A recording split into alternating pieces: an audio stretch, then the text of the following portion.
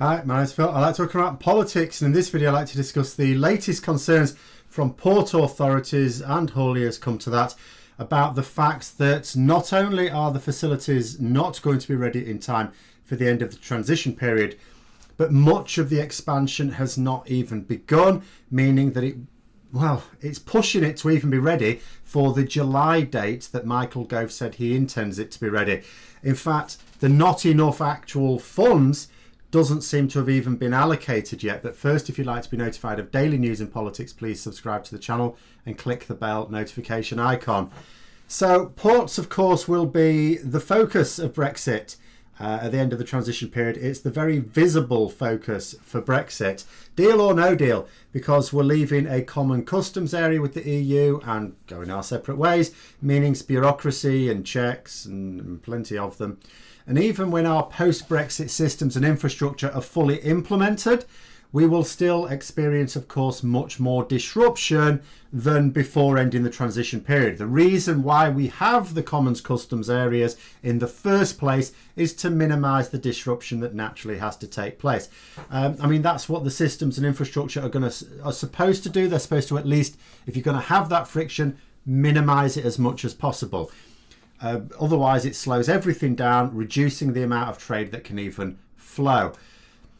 The thing about those systems, though, because they're needed to make the process as fast as possible, we don't have it in place yet. We don't have the IT systems. We haven't expanded our facilities. Not that we can expand our facilities to the point where we could cope with the amount of trade that we had as full EU members, but it is the government's stated aim to at least reduce the total amount of trade we carry out anyway in order to manage this. They actively want us to trade less in goods. I think they expect us to boost our service trade further, which seems a little odd, because even if we now arrange some sort of deal, and who knows, by the time this has come out, maybe they've announced that there is some sort of deal, it's not really going to cover services. Even more companies have opened up offices, for example, in EU financial centres in the last week, where they were previously based either exclusively or mostly in London. But for those who still want to be able to trade in goods, because that's quite a lot of people, and we're going to need those ports running as efficiently as it's possible to run when you have a bunch of entitled incompetents in charge, and the port infrastructure that has been designed for frictionless trade for like 99% of goods. That's not hyperbole, it's about 99% of the trade that passes through. And in order to even pretend to get ready for Brexit, the government allocated £200 million for port infrastructure expansion, building new facilities, that sort of thing.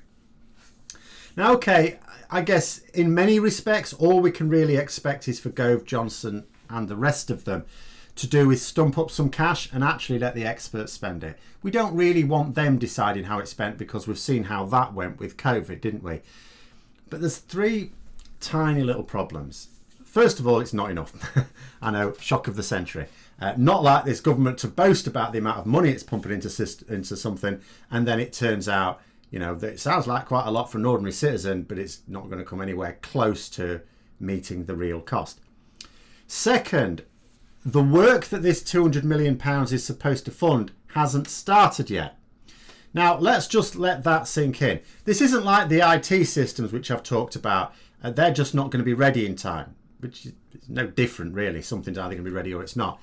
Not a single spade has been hired with this £200 million. Not a single sack of concrete has been bought. A parliamentary committee was recently told that the money was yet to be allocated. So the government has said, we're going to give £200 million for this. And we're going, well, it's like, you've got 5 weeks. Would you like to spend some of that money? Ports have been putting in their bids, and the sum total of these bids appears to be quite a lot greater than the amount currently available.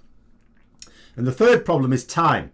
And by that, I don't mean that there now isn't time to expand these ports before the end of the transition period. We all understand that, of course, you can't suddenly carry out £200 million worth of construction, and in actual fact, it's much more than that, in 5 weeks. Even if those decisions were to be made tomorrow, you ain't getting it by January. No, this isn't about the transition period. The government have for a while, as I say, been saying that they were working towards having things in place by July 2021. Yes, I know. The reason this expansion of our ports is needed is because of our exit from the EU's customs union. And yes, I know that that exit is going to take place at the end of December, not at the end of next June. What the government are going to do in the intervening 6 months when we've left the common customs area and we don't have the systems in place, I do not know. Truth be told, it wouldn't surprise me if the government don't know either, because actually there's one of two possibilities. The government's certainly not giving details. They've alluded to a few things. We'll just wave things through. But there's no details about what they're actually going to do, which means one of two things. Either they don't know, or they do know. They do know, and whatever it is they're planning, they're keeping secret, because if they were to announce it, people will flip their lids. So interesting times ahead. But the issue with time, and this was what was communicated to the committee, was that the building work of the sort proposed usually takes about a year. Now, given that decisions about funding have not even taken place and are therefore unlikely to take place before next month now, what they'll actually have is 6 months. And although this didn't come up in the committee meetings as far as I could tell, I would argue, so if the facilities were only going to be finished just in time, let's say they took 6 months, so they're in time for the end of June, I'm going to be thinking to myself, but that doesn't actually give time for staff to familiarise themselves, set up, and you know, you're going to have those inevitable teething problems. You can't just say, here's a shiny new facility and expect people to hit the ground running. But the point is that the builders will have about half the normal time expected to carry out this construction work. And what does this mean? Well, one, they'll have to work through the week. That will increase costs still further. Two, the government are desperate, so suitable construction companies will be able to charge more. Costs go up again. Now remember at this point that the money promised is not enough even without these considerations. Three, the work will still need to be rushed, because you know what, you don't double the amount of time you've got to build something just by working weekends and holidays. And what does rushed work carried out by the government mean? Corners cut, leading to problems. In fact, if the Kent lorry parks are anything to go by, construction will probably be flooded out at some point during next year. We do tend to get a few floods here and there, delaying the whole thing by weeks, I shouldn't wonder.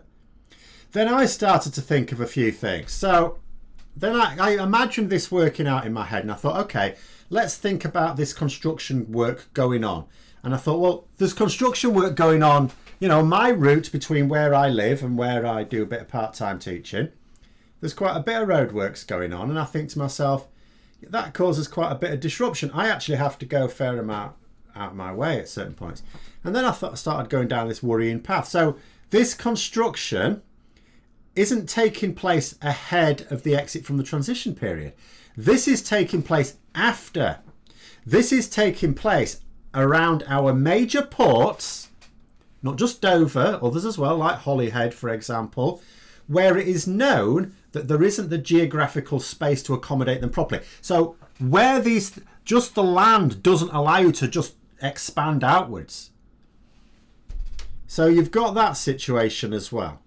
And then the roads leading up to these sites are expected to be much busier during the first half of next year, when all this building works to take place, due to all the checks that we can't manage because we haven't expanded the ports to manage certain things, and also our IT systems are not going to be working. As well as just the disruption, you know, comes naturally of having customs borders, even if everything else was working well. So we're already expecting huge disruption at our ports because they're not ready. And the haulage industry has not been told exactly what to prepare for. So there's going to be delays there. It's all right saying to them, you need to sort your paperwork out. They're saying to the government, so exactly what paperwork do you want us to sort out? The government are going, oh, we'll get back to you. And to add on to that, we're also going to have construction work going on near those sites at double time, you know, to get it all ready for next July. Now, according to reports, one member of the committee commented that it was breathtaking that Rotterdam and Calais appear to be much better prepared than we are in the UK. I would argue that he misspoke there. He just means that it's ridiculous. I don't think it's breathtaking in the usual sense of trying to convey surprise. We shouldn't be surprised. France and the Netherlands, for example, knew what was going to happen at the end of Brexit, because Brexit is the idea of a madman and the process is being run by lunatics. Whereas in the UK, we knew what was going to happen. But our political leaders, both the pragmatic and the Brexit cult, seem to be keeping experts at arm's length. They didn't want to listen to that. But I suppose they were sick of all their officials beginning every response to them with the word but. We don't want these moaning Michaels, said Boris Johnson. We want people who will believe. Well, we're about to see what that belief translates into quite soon. So far, it's turned into a lorry park that someone decided should be built on a floodplain, with a very predictable response there. And some construction work that hasn't even begun. But, that's okay, because there isn't really the space to build much anyway. Actually, tell a lie, the government have done something. I must be fair, mustn't be churlish. The Department for Transport have announced this week that it's ready to go. It's got something ready to go, should it be needed. They are now in position to line the major roads of Kent with portaloos for the miles of lorry queues. That should impress the Tory MPs of Kent who lied and cheated their way to dubious boons to their county. But there we are. Those are my thoughts. Let me know yours in the comments below. Hope you found the video interesting. If you did, don't forget to click the like button. If you'd like to support the channel further, please also click the Patreon link for details. And until next time, I'll see you later.